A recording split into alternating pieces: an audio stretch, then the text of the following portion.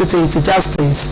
The Turkish government also said it was deeply saddened by the terrorist attack. Receiving treatment in hospitals for injuries sustained during the assault.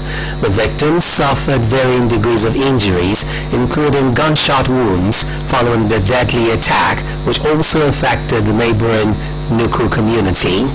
The senator representing Kwara North Senatorial District, Sadiq Umar, visited some of the injured survivors where he sympathized with them and described the incident as heartbreaking. The lawmaker called for sustained security operations across Kwara North, noting that the senatorial district has continued to face security challenges. Recall that gunmen attacked War and neighboring Nuku communities on Tuesday, killing at least 75 people, setting shops and a traditional ruler's residence ablaze and forcing residents to flee their homes. While some reports suggested a higher casualty figure, the Kwara State Police Command confirmed during an interview today that the death toll stood at 75. In the meantime, a security expert, Dr. Adekunle Okola, and a policy analyst, Rotimi Oluyole, say terrorism in Nigeria can be defeated if the president demonstrates strong political will, stressing that prevention remains the most effective strategy against insecurity. The made remarks while speaking on rising insecurity, deployment of United States troops on BCS Television Current Affairs Breakfast Program, AM 120. Our reporter Olamide Owolabi, who monitored the program, reports. United States troops were recently deployed to Nigeria to support intelligence gathering and provide training as part of efforts to tackle the country's security challenges. Reacting on the AM 120 program, security expert Dr. Adekunle Okola described the continued terrorist attacks as abnormal, saying the situation reflects the need for stronger government capacity and where necessary external support. He noted that although the security situation in 2026 appears better than in previous years, a major challenge is that terrorists often regroup and launch attacks elsewhere after being dislodged, an indication that more decisive action is required. I think the coming of the military soldiers to Nigeria, will definitely yield positive interest. When you talk about the Christmas gift that was given, you realize that in that one attack, so many of these bad people were taken out. All right, and after that, there were so many revelations, of even people that we feel they are part of the government and high-class politicians, that are being exposed as financiers. It's a welcome development that U.S. is partnering with us to help us. Dr. Okola added that terrorists should not be appeased by meeting their demands, but must be confronted and neutralized. What the terrorists are trying to, the message they are going to pass across to us is that, we know you are coming for us. Like we have our own military killing them. We have the United States Army on ground now. All right. By doing this that they're doing, they're sending a message that we know you are coming for us. We know you are going to take us out. But before you do that, we take as many lives as possible. You understand? They are not the militants. I'm talking of the bandits. They are not at ease as they used to be. They're on the run, they are moving. Also speaking on the program, policy analyst Rotimi Oluyole said accepting assistance from the United States does not undermine Nigerian sovereignty, noting that insecurity, whether driven by religious, political, or regional factors, demand urgent and coordinated action. He explained that partnership with the United States can be clearly defined before support is rendered, stressing that improved security is essential for investment and national development. Oluyole also emphasized that justice must remain central in the fight against insecurity, noting that offenders must be punished to serve as deterrents and that terrorists should not be shielded from accountability on any regional basis. Any country that has anything to offer Nigeria to resolve this matter, they need to come. Anybody who is kicking against anybody coming to this country, that person is not patriotic. But as they are coming, we need to define the relationship. When you are entering a contract, when you are entering an agreement, when you are entering a partnership, the terms of partnership need to be defined. Otherwise, you run into trouble. And we are sending the message to the president and other leaders of the country that if you love this country, if you want this country to prosper, if you want this country to be secure, to be comfortable for all, for investors to come to this country, you need to ensure that security of lives and property must be a paramount priority of every leader of the country. The call on the Nigerian military to intensify operations, particularly through strategic ambitions, while urging the government to prioritize the protection of lives and property across the country. Oluyole, PCOS News. Similarly, insecurity has become a daily reality for many Nigerians, affecting how people move, work and live. Recent violent incidents in states like Kwara and Katsina have highlighted the risks communities face, shaping routines and choices in ways many never imagined. From markets to neighborhoods, fear now influences even the simplest decisions in daily life. Our reporter, Oluyole, examines living with insecurity, safety, survival, and everyday precautions. As insecurity continues to affect lives across Nigeria, many citizens are adjusting to reality by changing their daily routines, strengthening community vigilance, and staying informed. Although fear persists, those measures reflect resilience and a determination to live safely despite the uncertainty. Speaking on the issue, former chairman of the Nigeria Legion, Oyo State Chapter, Alhaji Lasisi Adetunji, stressed that effective security depends largely on local knowledge and presence, as he renewed his call for the establishment of state policing. He explained that criminal elements often move from one location to another, and without proper monitoring or timely intervention by security agencies, they are able to perpetrate crimes. While highlighting the role of citizens in promoting a peaceful society, he urged all stakeholders to remain security conscious within their communities, noting that governments alone cannot successfully tackle the national security challenges. It should continue to happen like that because we never understand the source, and we refuse to take the advice of those who understand the job. You know, security is one thing that is local. You can't say that you will be somewhere and be taking care of the whole local areas where you are not on the ground. That is why we are calling for state police. If they enact state police, that one will be local and they will be known their location, they will know the terrain. There was a time they said they were negotiating with bandits, releasing some people to get some people back. Those who you are releasing, they are going to cause harm. They are giving them money, they use the money they are giving them to buy arms. So this thing should be stopped. And that's what the Minister of Defense said the other time, that we should crack at them, let them go straight to their camp and do what is expected of them. That's how it should be. In a similar reaction, the head of Department of Peace, Security and Humanitarian Studies, University of Ibadan, Dr. Shola Ishola, noted that the causes of insecurity differ across regions of the country, observing that insecurity continues to worsen despite the efforts of security agencies. He emphasized that citizens have a crucial role to play in ensuring their own safety.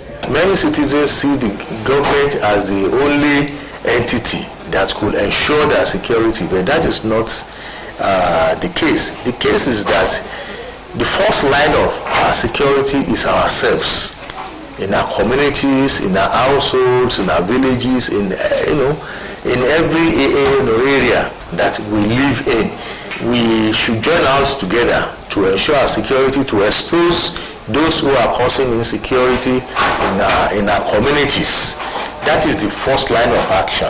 And then, of course, to report them to government, to assist the security agents also by providing them with information and intelligence, and to also assist them. The youth can also constitute themselves as vigilantes somehow. We are not saying that they should take the laws into their hands, but they should follow the approved procedures to contribute their own quota to the security of their environment, and to use their intellect also for the safety of the people in their environment. According to them, communities must be proactive by protecting themselves, reporting suspicious activities, and supporting security agencies in maintaining peace and order. Oluyole, BCS News. This broadcast of Newscope is coming to you from the Broadcasting Corporation of Oyo State, Ibadan. Following the implementation of its African Continental Free Trade Area AfCFTA strategy, Oyo State has positioned itself as a major global export player and a strategic gateway for other Nigerian states seeking access to international markets. The Secretary to the Oyo State Government, SSG, Professor Musiba Abubatunde, made this known at a training of trainers workshop organized for stakeholders involved in the implementation of the AfCFTA strategy in the state. Details of the event held at the Local Government Service Commission Training School, Secretariat, Agodi, Ibadan, are presented by the Governor's Office correspondent, Oluyole Sulaiman. The participant, the Secretary to the State Government, SSG, Professor Musiba Abubatunde, disclosed that Oyo State is the first subnational government in Africa to sign and domesticate the African Continental Free Trade Area AfCFTA framework, describing the move as deliberate, strategic, and forward-looking. He explained that the state adopted the initiative to expand market access, eliminate tariff barriers, and open new export opportunities for the state products across the African continent. It's going to enhance our agribusiness and agricultural sector in terms of the exports we are going to bring about and the demand that's going to come in for our exports. And I also see Oyo State as a connective hub within the West African zone that other states will be another parties will be relating with in terms of exporting their goods. So even in the services sector, to give us an opportunity to promote our services sector such as healthcare, education, tourism, agricultural aspect of tourism, and other services opportunities that are in the state. So I see this as an integrated opportunities that is going to be done. But for the state actors and the non-state actors to be able to implement these strategies, we need to enhance their capacity building. According to the SSG, AfCFTA framework is expected to significantly boost agricultural business in the state by increasing export volumes, stimulating demand for farm produce, and strengthening the entire agricultural value chain. He added that Oyo State is being positioned as strategic export hub within the West Africa sub-region, providing a platform for other states to leverage its infrastructure and systems to access international markets while also promoting opportunities in the service sector such as education, healthcare, and tourism. Earlier in our welcome address, the Special Advisor to the State Governor on International Trade and AfCFTA, Ms. Newscope Taselu, congratulated the AfCFTA Secretariat, development partners, and participants for their commitment to the successful implementation of the framework in Oyo State. No government can be able to implement without substantial investment to the AfCFTA. So while I am saying so, I also want to encourage the development partners here is that even though there are allocations of budget to governments, it's also important that in our associations, in our organizations, we also partake in learning investment towards the AfCFTA. She stressed that effective implementation requires substantial investment and urged stakeholders to explore funding and investment opportunities to complement government's efforts. Oluyole Sulaiman, BCS News. The Oyo State Governor, Engineer Seyi Makinde, has named retired Major General Lukman Tokumbo Moniyi as Executive Advisor on Security Coordination. According to a release by the Special Advisor to Governor Makinde on Media, Dr. Sulaiman Olanrewaju, details of the appointment, which takes immediate effect, is contained in a letter signed by the Secretary to the State Government, Professor Musibabu Batunde. Governor Makinde urged the new Executive Advisor on Security Coordination to ensure effective coordination of security activities in the state with a view to making every part of the state safe and secure. General Omoni is a seasoned senior infantry officer who has held various command, staff and instructional appointments in the military. He holds a Master of Science degree in Humanitarian and Refugee Studies, in addition to another Master of Science degree in Strategic Studies, both from the University of Ibadan. The federal government has issued stern warnings and deadlines to China Harbour Engineering Company and its sister firm, China Harbour Operation and Maintenance Company, over alleged substandard work, slow mobilization and environmental hazards on key federal roads projects. The warnings followed a high-level meeting chaired by the Minister of Works, Senator David Umahi, with top officials of the ministry and representatives of the two Chinese firms at the ministry's headquarters in Abuja. The companies are concessionaries on the Maba, Kefi, Akwanga, Lafia, Makadi dual carriageway and are handling other strategic road projects, including the Makadi 9th Mile, Enugu Road, and the 7th Exia Road in Lagos. In a statement issued today by the Director of Information and Public Relations at the Ministry, Muhammad Ahmad, Umahi said the meeting was convened to address mounting public complaints, safeguard government investments, and enforce strict contractor accountability under the renewed Hope administration. Meanwhile, the federal government, through the Federal Ministry of Works, has announced a 6-week partial closure of the Lagos-Ibadan Expressway to facilitate urgent repairs on expansion joints at Kara Bridge, Maburu Bridge, and Arepo Punch Bridge. The ministry explained that the closure was necessary to resume critical rehabilitation works previously suspended on the Lagos-bound section of Kara Bridge following complaints from road users about prolonged traffic congestion. Addressing journalists at Kara Bridge, the Ogun State Federal Controller of Works, Michael Komolafe, apologized for the inconvenience and assured motorists that enhanced traffic management measures would be implemented to ensure swift and safe repairs.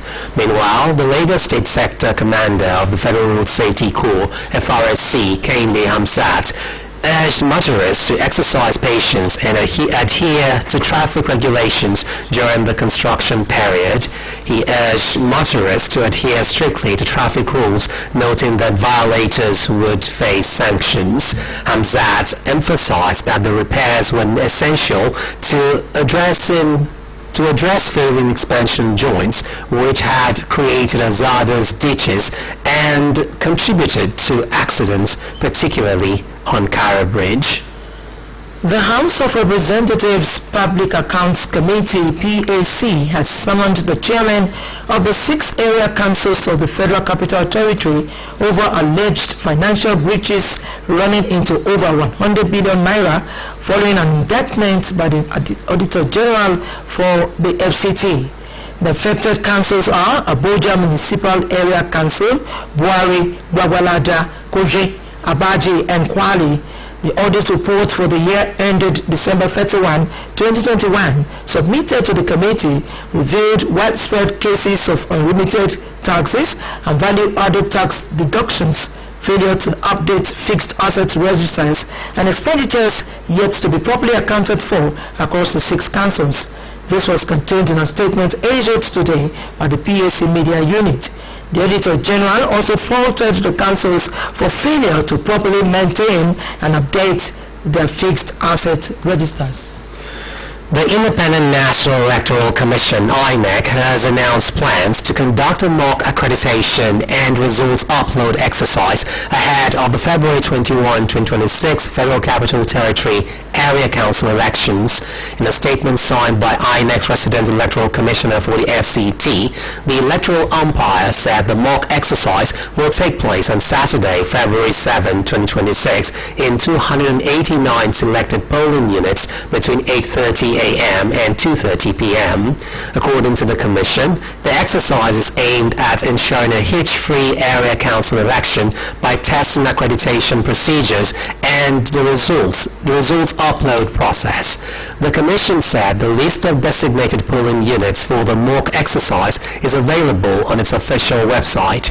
INEC also assured residents of the FCT of its readiness to conduct a credible and successful area council election on Saturday, February 21, 2026.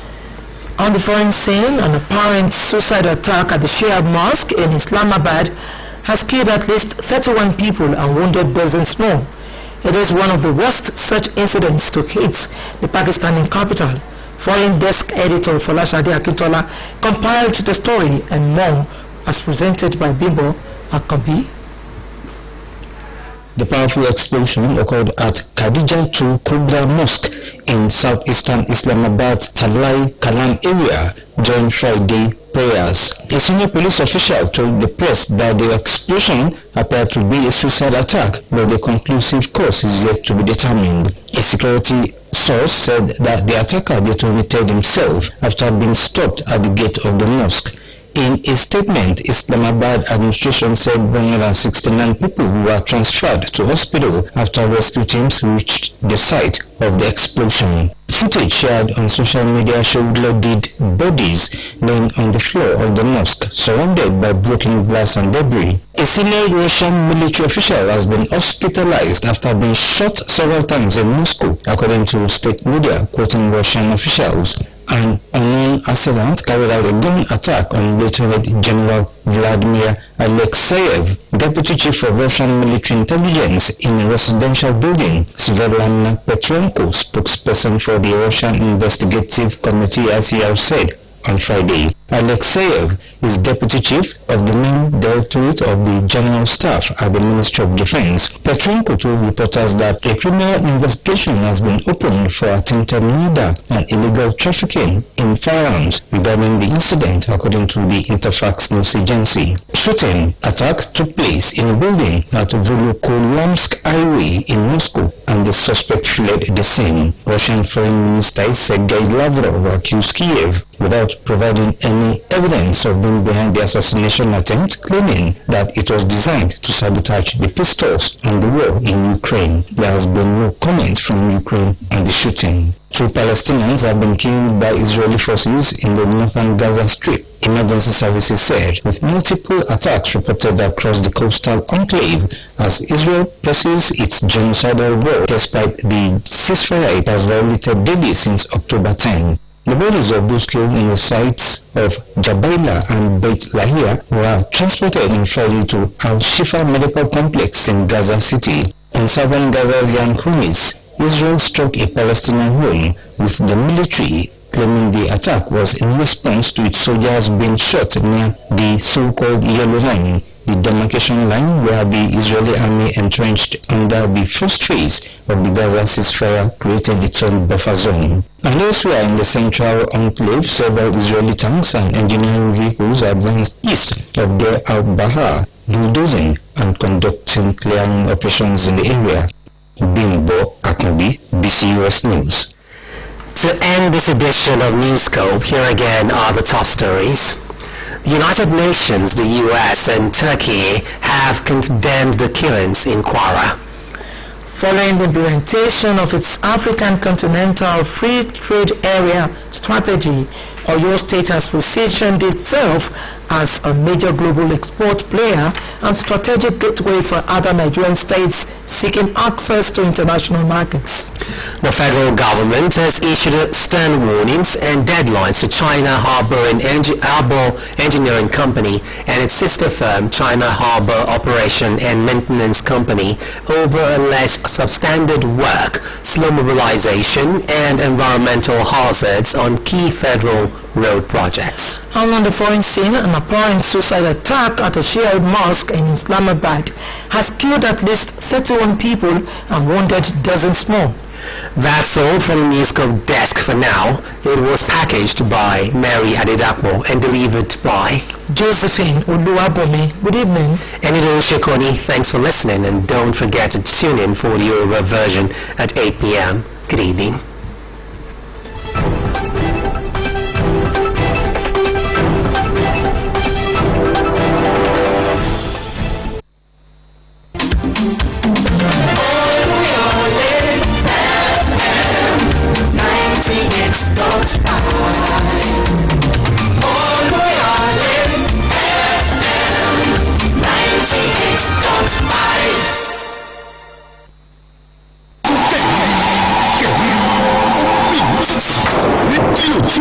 Oluyole FM 90.5 ìdùnnú rẹ lójoojúmọ́.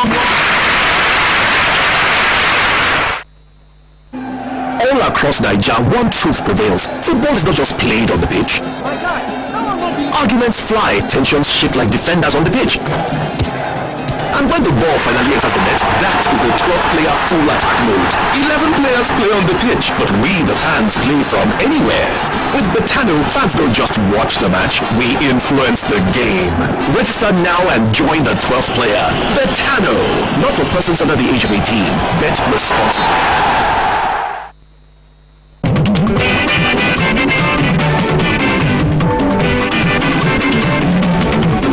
Charity ẹni fẹ́ ṣàríyá o, gbogbo ẹni fẹ́ ṣàjọ̀dún, àbẹ́ni fẹ́ ṣèpàdé o, gbogbo ẹni fẹ́ ṣènáwó. BCOS event grand, òun yẹn máa bò.